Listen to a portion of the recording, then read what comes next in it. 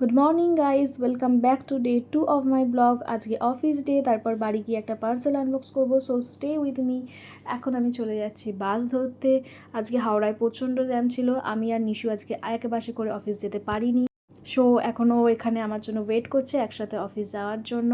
আমরা চলে গেছি অফিস, এখন যে যার কাজে গিয়ে বসে পড়েছি। প্রতিদিনের মতো আজকেও কাজের প্রেশার প্রচুর ছিল, আমরা ঝটপট আমাদের কাজগুলো সব গুছিয়ে নিচ্ছিলাম।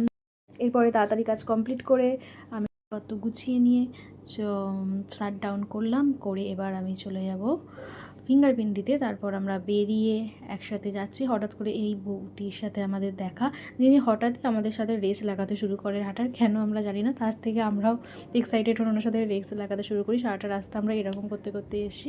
তারপর আমরা বাসে করে চলে এলাম বাড়িতে এসে মায়ের জন্য কিছু জিনিসপত্র কিনে মুদিখানার দোকান থেকে চলে এলাম সেই পার্সেলটি ওপেন করতে, যেটার জন্য আমি সকাল থেকে ভীষণভাবে এক্সাইটেড ছিলাম। তো চলে এসছে আমার কিউট কি হোল্ডার, গোপু অ্যান্ড রাধা সোনার, এবং তার সাথে এসে গেছিলো কার্টেন হোল্ডার, খুব সুন্দর, সেটিও এসেছিলো।